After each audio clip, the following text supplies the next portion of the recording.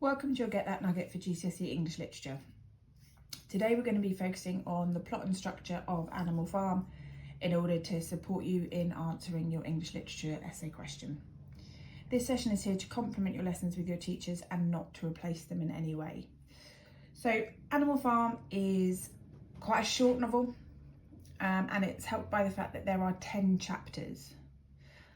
And the easiest way for you to make sure that you have the sequence of the plot nailed down and therefore understand the story is to learn briefly what happens in each chapter, because everything that happens has a knock-on effect, and so it enables you to understand how certain plot twists, how certain plot events fit in. It's almost like recognizing the cause and effect. So we're going to look today at how we can boil it down really easily. And if you can learn this or learn your version of this, then when it comes to writing about the novel, you are always going to make sure that you understand and put things in the right order, and that you therefore understand A, why things happen in the order they happen, and B, how it relates to the context of the novel. So within the first chapter, we establish the idea of Manor Farm. We establish that there is a farm that is run by Mr. Jones. He has previously been a good farmer, he's previously been a good owner of the farm, but recently he has become drunk and he no longer cares. So old Major feels for the animals on the farm. Old Major begins to feel that this is not okay, this is not how the animals should have to live, and he gives a speech where he advocates animalism.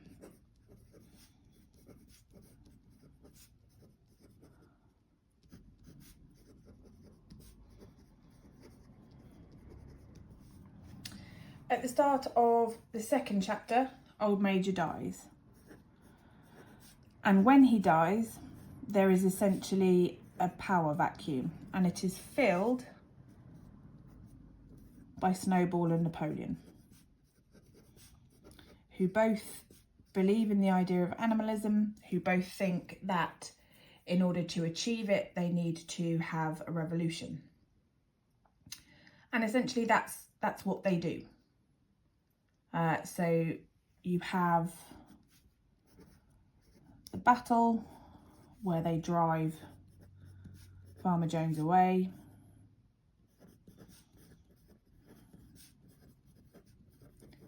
This means that the animals are in charge, specifically the pigs are in charge, and you get the 7 commandments.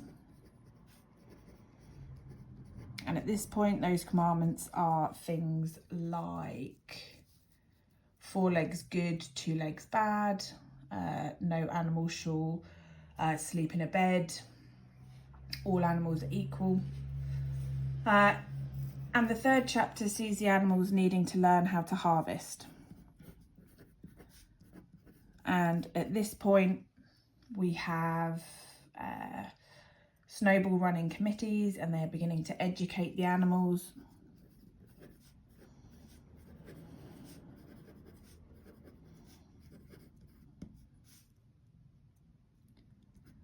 However, Napoleon takes away the puppies.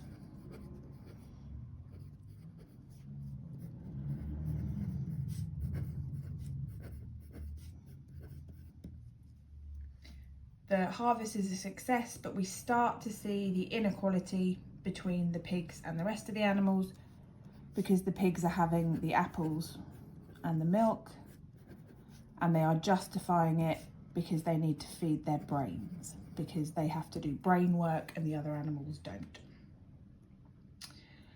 So word spreads around the rest of the farms, and the other farms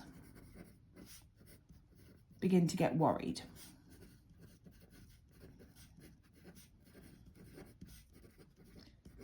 Because they initially assumed that it was all going to fail, and it hasn't failed.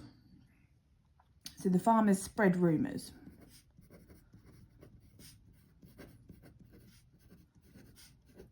And they're spreading rumours because they are scared, because the song Beasts of England is now starting to be sung by their animals. And this represents the popular rise of communism around the world, and the fact that we suddenly started to see people believing in a more egalitarian and equitable society. So because of this, the farmers join together and attack the farm, and we have the Battle of the Cowshed. And off the back of that, the animals win, and the pigs are able again to use this as a propaganda tool to show that the animals are strong, the animals are in charge, and that they are better than the farmers. However, some of the animals aren't happy with what their life looks like now, and in chapter 5 we see Molly the horse defect.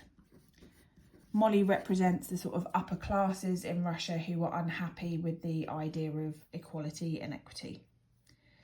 Snowball is planning a windmill because he recognises that they will need to cut down on the amount of labour they have. He thinks that it will save time for the animals and save effort for the animals. And Napoleon is in direct opposition to this, because he believes, off the back of Battle of the Cowshed, that they need to focus on defence.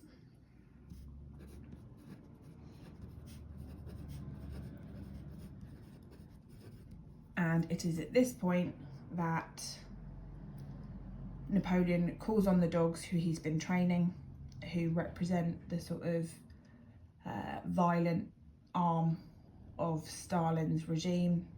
They chase Snowball away, and Napoleon then plans a windmill.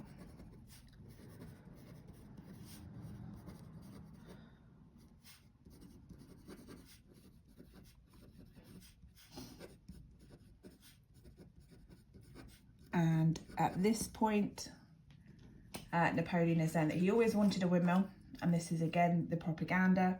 Always wanted a windmill, but didn't want Snowball to be in charge of it, because Snowball is not to be trusted, because Snowball was always working for the farmers. Snowball was always trying to sabotage what was happening. Most of the animals on the farm accept that. They believe that what Napoleon is saying is true. They believe that Snowball has been trying to sabotage them at some point. However, off the back of Snowball's expulsion from Animal Farm, the regime starts to change slightly. And so halfway through the book, we have Napoleon in charge, Snowball gone, and we start to see the cruelty of the regime increase. So the pigs cut the rations in chapter 6.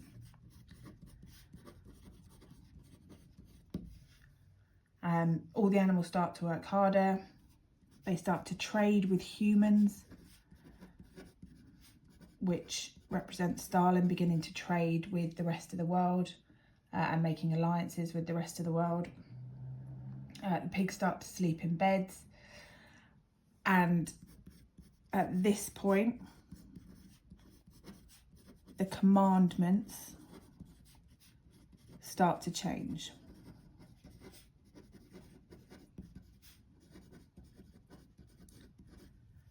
And with the commandments changing, the pigs are advocating that they've always been like that, because rather than no animal shall sleep in a bed, it becomes no animal shall sleep in a bed with sheets. The windmill falls down.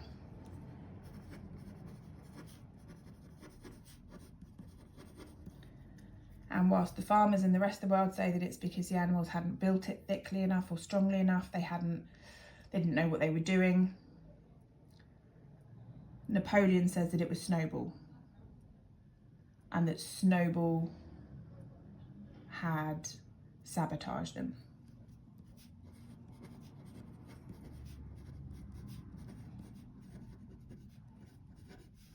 And at this point, Napoleon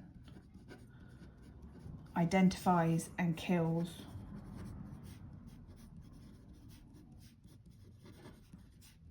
people he sees as traitors. So again, we are starting to see the mirror of what happened in Russia, where Stalin is identifying his enemies or people who are speaking out against him and getting rid of them in a very final fashion. So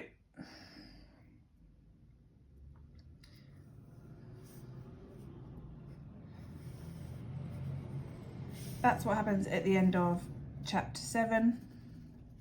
In chapter 8, we have the pigs starting to look more like men.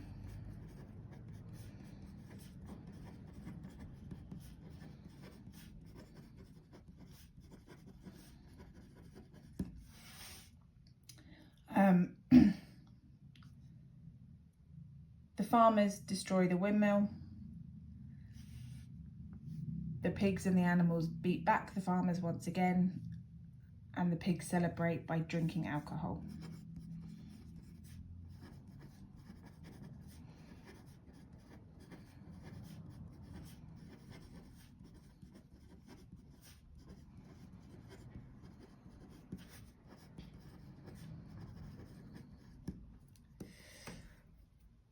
And chapter 9 is the genuine real turning point where the animals start to be suspicious of the pigs, because Boxer, who is due to retire, eventually falls because he's been working so hard throughout. And whilst the pigs say he is being sent away to a hospital, he is in fact sold to a knacker's yard. And it's only Benjamin that realises this, because Benjamin is the only animal that's worked hard to learn how to read. And so at this point, the animals recognise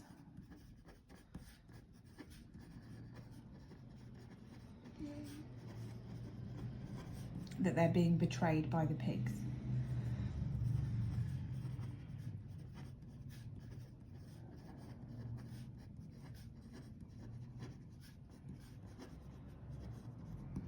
Because what was promised to Boxer with his retirement and having a lovely time in a field has been taken away, and therefore all the promises of animalism are not coming to fruition. By the 10th chapter, some time has passed and the farm is rich, the farm is doing well. And the animals aren't benefiting, and they sneak to the house to see what's going on, and they find the pigs drinking with the men,